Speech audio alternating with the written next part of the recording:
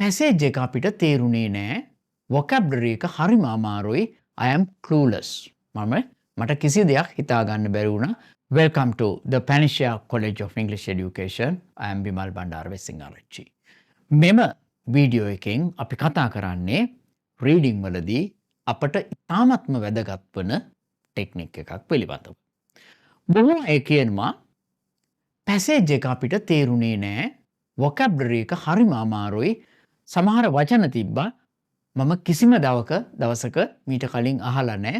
I am clueless. මට කිසි දෙයක් හිතා ගන්න බැරි වුණා. මම එම නිසා ගෙස් කරලා උත්තර ලීවා. හොඳයි.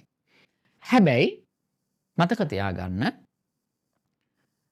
දෙන රීඩිං පැසේජ් දෙන්නේ සාමාන්‍ය වොකැබ්ලරි එක අපි එදිනෙදා භාවිතා කරන සාමාන්‍යයෙන් ඉංග්‍රීසි දන්න කෙනෙක් දැනගත යුතු වොකැබ්ලරි එක ඇතුලේ තමයි ෆ්‍රේම්වර්ක් එක ඇතුලේ. එසොටරික් වචන දෙන්නේ නැහැ. එසොටරික් වචන කියන්නේ කම්ප්‍රිහෙන්ඩ් කරගන්න අමාරු කවදාකවත් අහලා නැති ඒ වගේ. සමහර වෙලාවට මෙඩිසින් සම්බන්ධ පැසේජ් එකක් දෙන්න පුළුවන්. ලැන්ග්වේජ් සම්බන්ධ, සයිකොලොජි සම්බන්ධ පැසේජ් ලැබෙන්න පුළුවන්. ඒකෙදී සමහර වෙලාවට අපි කිසිම දවසක අහලා නැති වචන දෙන්න පුළුවන්.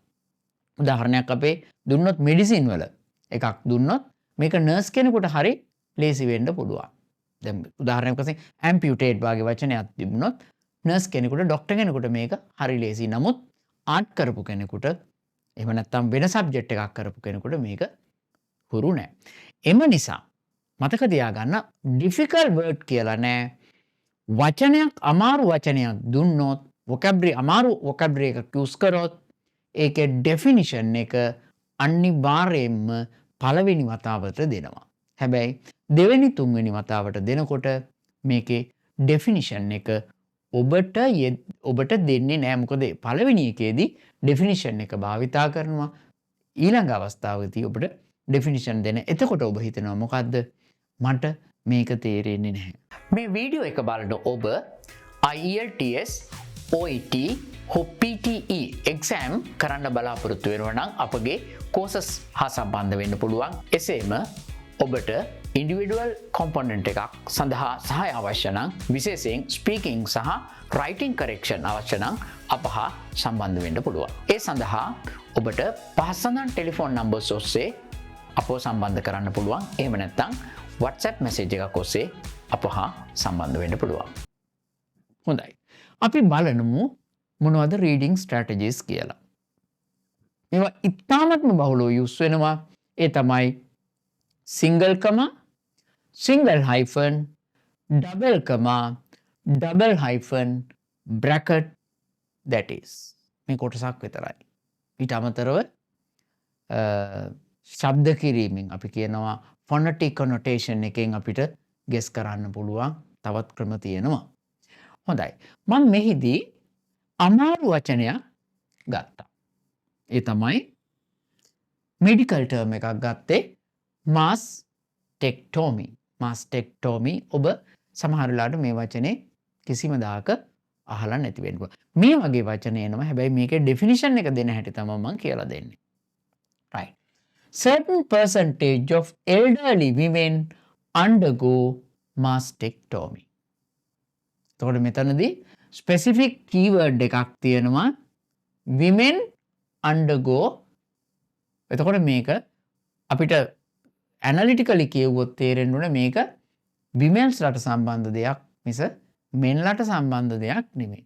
එතකොට ඒකේ definition එක දෙනවා ඊට පස්සේ කමාවකින් පස්සේ. එහෙම නැත්නම් හයිෆන් එකකින් පස්සේ එහෙම නැත්නම් that is වලින් පස්සේ සමහර වෙලාවට බ්‍රැකට් වල. බ්‍රැකට් වලට දානවා අඩුයි. නමුත් මේ දෙක ඊටාම් භාවිතා කරනවා. ඒ කියන්නේ මේ වගේ. Certain percentage of elderly women undergo mastectomy, comma, the surgical removal of a breast due to the presence of malignant cells. Malignant cells කියන්නේ පිළිකාකාර ශෛල. එතකොට මේකේ තේරුම තමයි surgical removal of a breast due to the presence of malignant cell. එතකොට malignant cells තිබීම නිසා කියන්නේ පිළිකාකාරක සෛල තිබීම නිසා breast remove කිරීම තමයි මොකද්ද mastectomy. එතකොට කමා වෙනුවට අපිට දෙන්න පුළුවන් hyphen එක. ඒ කියන්නේ mastectomy hyphen the surgical removal of a breast due to the presence of breast. එහෙම නැත්නම් එහෙම that is දාන්න පුළුවන්. Certain percentage of elderly women undergo mastectomy, that is the surgical removal of a breast due to the presence of malignant cells. එහෙම නැත්නම් සමහර වෙලාවට මේක වරහන් ඇතුලේ දාන්න තියෙනවා. වරහන් ඇතුලේ දැම්මොත් නම් අපිට ඊටාම පහසුවෙන් තේරුම් ගන්න පුළුවන්. හොඳයි. මේ මම කතා කරේ මෙතනදී මේ දෙක ඇර කියන්නේ double hyphen සහ double comma කියන එක අපි use කරන්නේ sentence structure එක වෙන විදිහකට අපි ලියන්නේ. අපි අදට මේක නිවැරදිව ඉගෙන ගමු. අපි තවත් වීඩියෝ එකකින් බලමු මේ වචනෙම දාලා අපි double comma සහ double hyphen වලින් ලියලා තිබුණොත් අපි කොහොමද තේරුම් ගන්නේ කියලා අපි ඊළඟ වීඩියෝ එකකින් අපි හොඳින් අධ්‍යයනය කරමු. ඔබ මතක තියාගන්න difficult word කියලා එකක් නැහැ. difficult word එකක් දුන්නොත් අනිවාර්යෙන් මේ වගේ ක්‍රමයක් යොදලා එහි definition එක දෙනවා. definition එක මුලින්ම අල්ලා ගන්න. මේවා exam එකට ගිහින් කරන්න යන්න එපා. ඔබ in advance practice කරන්න exam condition යටතේ practice කරනකොට මේ technique ඔබ reading technique strategies use කරන්න. අපි හිතනවා මේ වීඩියෝ එක informative කියලා. ඔබ අලුත් යමක් ඉගෙන ගත්තා කියලා. එහෙනම් අපේ channel එක subscribe කරන්න, like කරන්න, ඒ වගේම තව කෙනෙකුට ඉගෙන ගන්න share කරන්න.